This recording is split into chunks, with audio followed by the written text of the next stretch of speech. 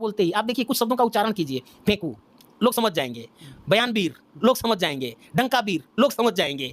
मतलब इस तरह के शब्दों को अगर आप सुनेंगे ना तो लोग समझ जाएंगे किसकी बात हो रही है। मेरे सरकार सुनो, मन की पुकार सुनो, देश का मसीहा न्याय योद्धा बन आया है। निराशा की नींद में पड़ा हुआ था देश मेरा, झकझोड़ करके जगाया है। और अत्याचारी भ्रष्टाचारी सत्ताधारियों का मन, अत्याचारी सत्ताधारी नागपुरियों का मन, सबको पता है अब वो काहे घबराया है, क्योंकि देश का मसीहा न्याय योद्धा बन आया है। तो भ्रम टूट रहा है। जो सम्मोहन, देखिए झूठ का ना बहुत देर तक नहीं रहता है, वो जाएगा ही जाएगा। तो सम्मोहन टूट रहा है, मोदी जी भी जाएंगे और उसके बाद से न्याय योद्धा आएंगे। और न्याय की लड़ाई को एकदम देखिए कितने मजबूती से लड़ रहे हैं, वो देखिए तो सही। आप लोगों को थोड़ा सा कम दिखता है, हम लोग जमीन पे रहते हैं तो हमको थोड़ा ज़्यादा दिखता है। कांवड़ यात्रा में बिना पैसे वाले बच्चे जा रहे हैं, और इसमें थोड़े से पैसे वाले बच्चे हैं उनको मूव कर दो मूवी की तरफ और उसी में उलझा करके रखो। ना तो इस सरकार को, हमारे देश की जो सरकार है, हमारी मूल धरोहरों से मतलब है, ना तो मूल संस्कृति से मतलब है। नई नई चीज़ों को ले आकर के परोस करके बच्चों को उलझा करके रखो कि वो बच्चे अपने रोजगार की बात ना कर सकें। मुझे ऐसा प्रतीत होता है, बाकी देखेंगे। नमस्कार, स्वागत है आपका। मेरा नाम है विपिन विभाग। हमारे साथ कांग्रेस के नेता कन्हैया लाल चौहान मौजूद हैं। स्वागत है सर। धन्यवाद, नमस्कार। चौहान जी, एक पिक्चर आई है कोई नई, और उस पिक्चर में युवा पिक्चर देखने जा रहे हैं, और जो वहाँ की वीडियो आ रही है पिक्चर की, वो वीडियो ये है कि युवा वहाँ पर रो रहे हैं। नई नई छोटी छोटी बच्चियां जो पिक्चर देखने जा रही हैं, लड़कियां रो रही हैं। गाने सुन सुन के लोग परेशान हैं। और चाइना की अगर हम बात करें, विश्व गुरु बनने की अगर हम बात करें, तो चाइना टेक्नोलॉजी पे दिन पे दिन नई नई तरक्की कर रहा है, इंफ्रास्ट्रक्चर मजबूत कर रहा है। अमेरिका की बात करें तो वहाँ बड़ी अच्छी एआई एप्लीकेशन नई नई बनाई है उसने, उनमें आगे वो तरक्की कर रहा है। लेकिन हमारा जो युवा है, वो सारा युवा कहीं ना कहीं पिक्चर में जाके आंसू बहा रहा है। क्या कहेंगे सर? बात है किसी फिल्म की, चर्चा तो मैंने भी सुनी है, और बात घरों में सुन लेते हैं। कोई एक सैयारा करके कोई मूवी आई है, अभी हमने देखी नहीं है, और ऐसा कुछ उसमें कंटेंट होगा तो उसको देखने भी जाएंगे। भाई देश की प्रतिभा है, लोग उसको देख रहे हैं, सराह रहे हैं, तो हम देश की जनता से अलग तो नहीं है। लेकिन ये है कि जैसे आपने चाइना का, अमेरिका का या अन्य और देशों का नाम लिया, तो वहां पर सरकार बच्चों को प्रोत्साहित करती है। यहाँ पर सरकार बच्चों को, जिधर की तरफ आप मूव करेंगे, आप अपने बच्चों को, अपने घर के छोटे बच्चों को भी जिधर मूव करेंगे, बच्चों का इंटरेस्ट उसमें बढ़ जाएगा। तो सरकार यहाँ पर जो कर रही है, दो जगह उसका रुझान है, या तो धर्म की तरफ मोड़ दो, और नहीं तो जो बची हुई, जो प्रतिभा बची हुई है, थोड़े से जो पैसे वाले घरों के जो बच्चे हैं, कांवड़ यात्रा में बिना पैसे वाले बच्चे जा रहे हैं, और इसमें थोड़े से पैसे वाले बच्चे हैं, उनको मूव कर दो मूवी की तरफ और उसी में उलझा करके रखो।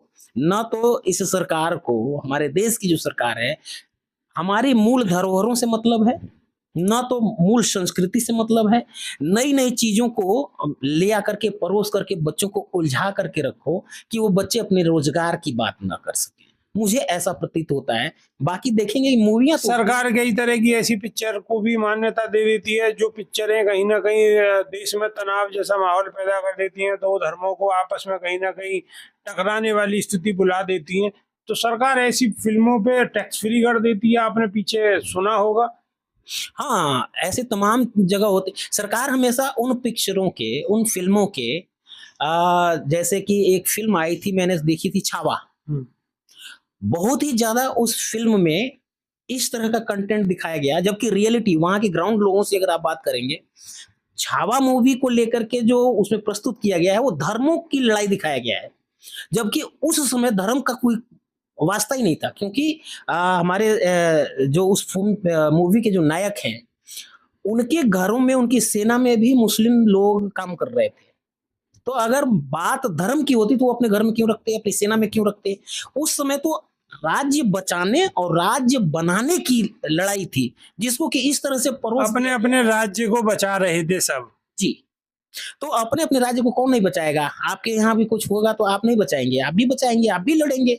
अगर आपको विस्तार करना है, आज मान लीजिए कि आप एक इतना बड़ा नेटवर्क चला रहे हैं, अभी आपको और बड़ा करना है, तो आप क्या करेंगे? ऐसे तो बड़ा होगा नहीं, विस्तार करेंगे, और विस्तार करेंगे तो किसी न किसी का तो मार्केट आपके पास आएगा।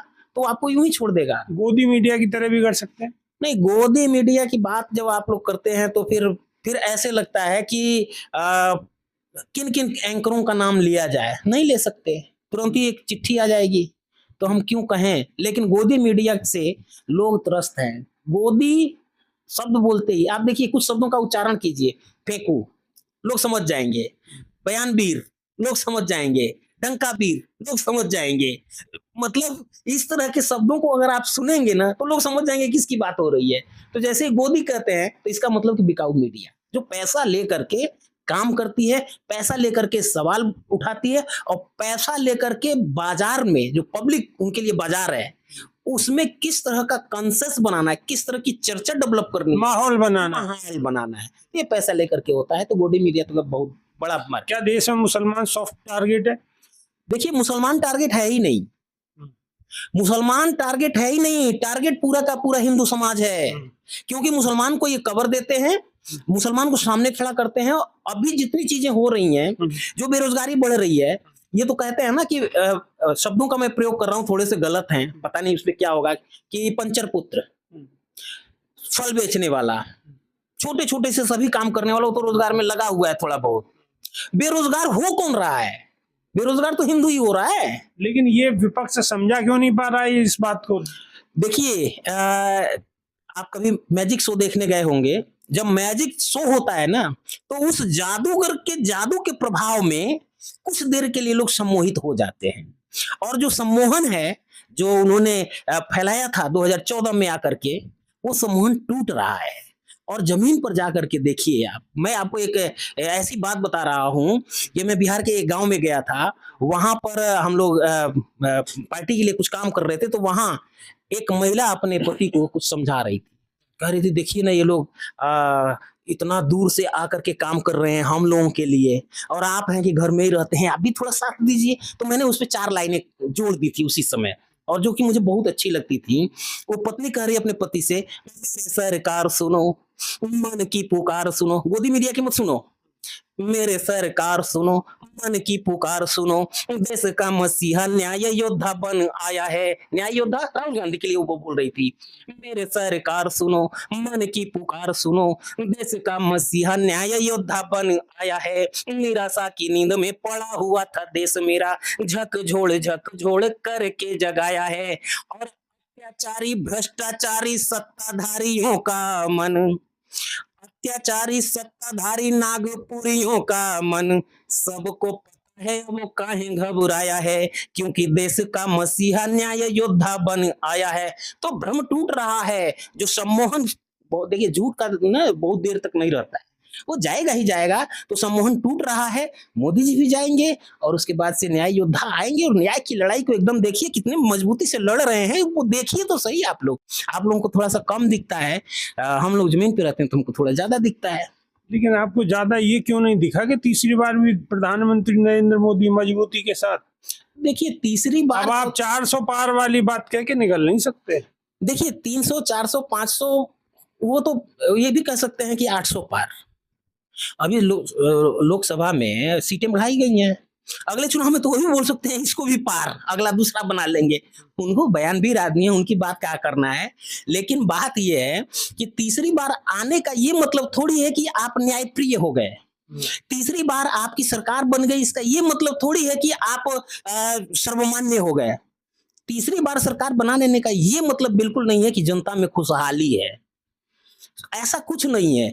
असल में क्या है कि अभी आंकड़े उनके पक्ष में हैं, लेकिन जनता उनके खिलाफ है। बहुत जल्द वो आंकड़े भी आएंगे इनके खिलाफ, और पक्ष जनता भी आएगी इनके खिलाफ। तो ये क्या कहना चाह रहे हैं आपके, जनता खिलाफ है और आंकड़े पक्ष में है? हाँ बिल्कुल है ये जी। क्या मतलब हुआ? बिल्कुल है जी। अगर ईवीएम को हटा दिया जाए, ईवीएम हटा करके आप चुनाव करा लीजिए, अब ईवीएम भी मन नहीं, जहाँ कांग्रेस जीत जाती है वहां पे ईवीएम पे सवाल नहीं उठता। देखिए बात यह है कि राहुल गांधी जी ने कहा कि सरकार हमारी बन भी जाए तो भी हम ईवीएम का सवाल उठाते रहेंगे, क्योंकि ये एक व्यवस्था की बात कर रहे हैं ना, वो सिर्फ उस दिन की बात नहीं है।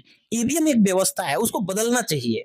जिस दिन ये, अभी आप देखिए पिछला जो चुनाव हुआ लोकसभा का, अगर ईवीएम में गड़बड़ी कर रहे थे, कहां पे, महाराष्ट्र में, वो जैसे ही पकड़ी गई, अब वोट में गड़बड़ी कर रहे हैं बिहार में।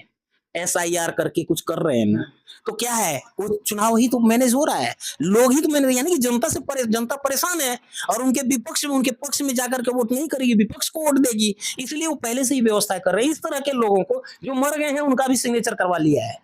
ये तो भाई चुनाव आयोग कुछ भी कर सकता है, तो इस तरह की चीजों से आप जनता, सीधा चुनाव आयोग पे भी सवाल उठा रहे हैं।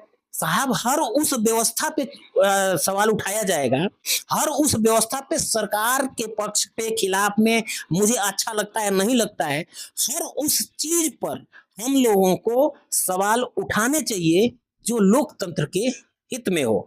कोई जरूरी नहीं है कि मैं जो कह रहा हूं आपको अच्छी लगे, लेकिन अगर वो संविधान सम्मत है तो हमें उसकी बात करनी चाहिए। वो अच्छा लगने के लिए थोड़ी लोकतंत्र है, लोकतंत्र संविधान से है और संविधान से लोकतंत्र है। वो जो चीजें अच्छी हैं उसी की बात की जाएगी और सवाल तो उठाए जाएंगे।